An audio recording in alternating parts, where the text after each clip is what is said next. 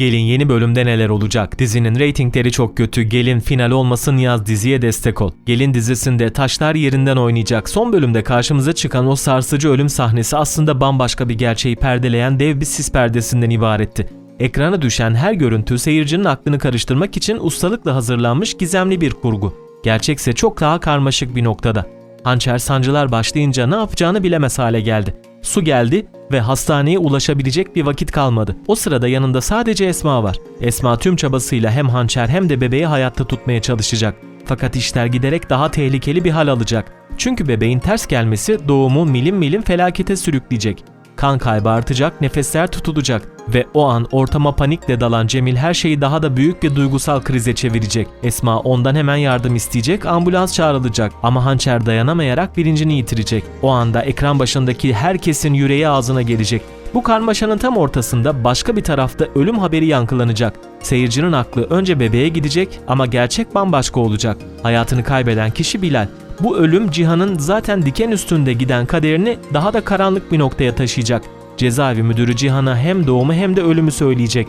Cihan özel izinle hastaneye gidecek, tanıtımlarda gördüğümüz o sahnenin tamamı nihayet anlam kazanacak. Hançer'i o halde görünce içimiz paramparça olacak. Tüm bu olayların ardından Hançer Ertuğrul amcanın evine taşınacak.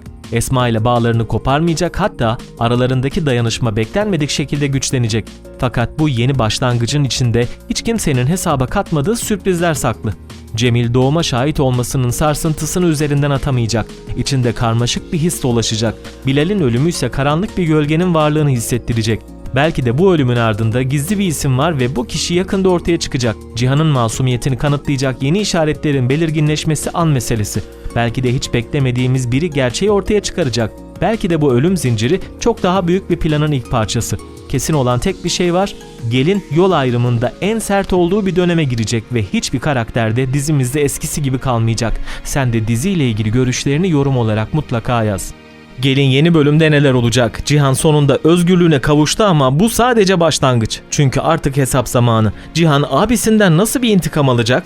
Gerçekler bir bir ortaya çıkarken herkesin hayatı alt üst olacak. Fırat sonunda suçunu kabul etti. Parayı almak için yaptım, bıçağı Cihan'ın yastığının altına ben koydum dedi. Bu itirafla Cihan'ın masumiyeti kanıtlandı. Ama kaderin cilvesine bakın ki her şey bu kez onun aleyhine dönecek. Vicdan azabına dayanamayan şoför ikinci itirafıyla ortalığı karıştırdı. Esma ise Hançer'in yürekten yazdığı mektubu okuduktan sonra gözyaşları içinde şikayetini geri çekti. Bu hamleyle Cihan yeniden özgürlüğüne kavuştu. Engin de sonunda gözünü açtı. Sıla ve Metin'in planlarını fark etti. Cihan'a oynanan oyunu çözdü. Onunla aynı cephede savaşacak artık. Artık Cihan yalnız değil anlayacağınız. Fakat Metin'in elinde hala karanlık sırlar var ve bu savaş daha yeni başlıyor. Cihan şimdi sadece adalet için değil, kardeşinin kendisinden çaldığı hayatın intikamı için dönecek. Ama bu yolda Hançer de tehlikenin içine çekilecek. Metin'in planları Hançer'e hedef alacak. Geçmişin anıları yeniden kanayacak. Ve en büyük bombada Cihan'ın Esma'nın Hançer'in annesi olduğunu öğrendiğinde her şeyin alt üst olması olacak. Bu gerçek hem aşkı hem de ailesini sarsacak. Hiçbir şey eskisi gibi olmayacak. Bu hesaplaşma kime yarar sizce? Hadi görüşlerinizi yorum olarak mutlaka yazın. Gelin yeni bölümde neler olacak? Dizinin reytingleri çok kötü. Gelin final olmasın yaz, diziye destek ol. Bu bölümde fırtınalar kopuyor çünkü sırlar, ihanetler ve intikamlar iç içe geçiyor. Şimdi gelelim bombaya. Cemil gerçekten annesini öldürdü mü? Cihan hapiste ölümle burun buruna gelecek mi? Metin neden tutuklanıyor? Derya ve Cemil barışıyor mu? Sinem'in hamileliği tüm dengeleri alt üst mü ediyor? Yeni bölümde Cihan hala hapiste ama sonsuza kadar orada kalmayacak. Çünkü Cihan bu dizinin kalbi. Onu kurtaracak kişi kim olacak dersiniz? Elbette Esma. Hançer'in aslında Cihan'ın karısı olduğunu öğrenen Esma yüreğine taş basıp şikayeti geri çekti. Ancak Cihan'ı içeride ölümcül bir tuzak bekliyordu. Hapisteki adamlar Cihan'ı ortadan kaldırmak için plan yapıyor. Avluda, lavaboda her fırsatta saldırıyorlar. Fakat Cihan pes etmiyor. Çünkü beklenmedik biri Harun hayatını ortaya koyup onu kurtarıyor. Cihan yara almadan kurtulacak ama Harun ağır yaralanacak. Bu arada Cemil'in gözyaşları annesinin ölümü yüzünden değil, o sahnede geçmişte yaşadığı annesizliğin acısını çıkartacak. Ama merak etmeyelim, Esra ölmedi. Hançer ve Cemil sonunda birbirine kavuşuyor. Sinem içinse karanlık bir dönem başlıyor. Metin'le yeniden nikah masasına oturan Sinem istemeden onunla birlikte oluyor. Bu gece her şeyi değiştirecek. Çünkü Sinem hamile kalacak. Üstelik bir kız bebeğe. Ama bunu Metin'e söyleyemeyecek çünkü Metin erkek çocuk değilse seni de bebeği de yok ederim demişti. Tam da her şey bitti derken Hançer ve Cihan sonunda sahneye çıkıyor. Sinem'i kurtarıyor. Metin ise cezasıyla baş başa kalıyor.